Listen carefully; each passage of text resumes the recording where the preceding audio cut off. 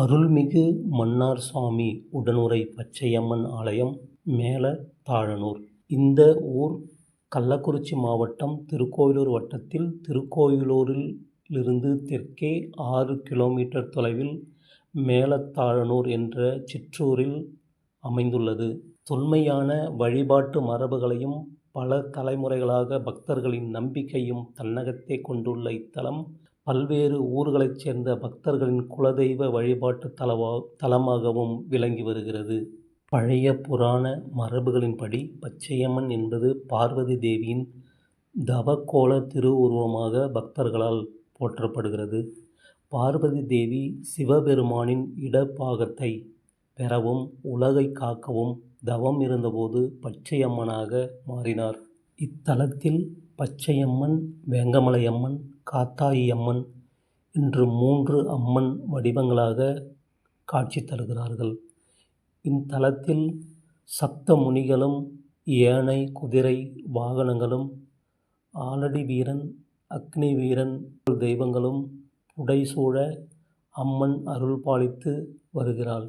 உள்ளூர் மரபுகளின்படி இத்தலம் மிகவும் தொன்மையான வழிபாட்டு தலமாக கருதப்படுகிறது. பல நூற்றாண்டுகளாக அம்மன் வழிபாடு இங்கு இருந்து வந்ததாக பக்தர்கள் கூறுகின்றனர். 1939ஆம் ஆண்டு ஊர் பொதுமக்களின் பங்களிப்புடன் சி. வடிவேல் அவர்களின் முயற்சியால் கற்கோயில் அமைக்கப்பட்டு வழிபாடு தொடர்ந்து நடைபெற்று வந்ததாக கூறப்படுகிறது. அன்றிலிருந்து ஆலய வழிபாடுகள் மற்றும் திருவிழாக்கள் ஆலய நிர்வாகம், பூசாரி மற்றும் ஊர் பொதுமக்களின் ஒத்துழைப்புடன் நடைபெற்று வருகின்றன. ஆண்டுதோறும் நடைபெறும் ஆடி மாத தேர்மிதி திருவிழா இந்த ஆண்டு ஆடி மாதம் 29ஆம் தேதி 14/8/2026 வெள்ளிக்கிழமை மிக சிறப்பாக நடைபெற உள்ளது.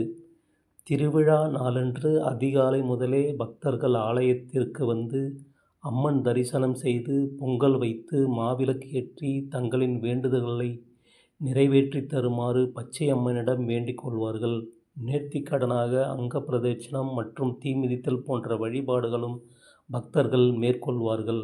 மாலை நேரத்தில் குளக்கரைக்கு சென்று பூங்கரகம், அக்னி கரகம் உள்ளிட்ட வழிபாடுகள் நடைபெற்று அம்மனை வேண்டி அவை ஆலயத்திற்கு கொண்டு வரப்பட்டு பின்னர் தீ மிதிக்கும் பூக்குழியில் மரபுப்படி கரகம் முதலில் இறங்கிய பிறகே நேர்த்திக்கடன் செலுத்திய பக்தர்கள் தீ மிதித்து அலங்கரிக்கப்பட்ட பச்சையம்மன், விநாயகப் பெருமான், முருகப்பெருமான் ஆகிய உற்சவ மூர்த்திகளும் தீ மிதித்து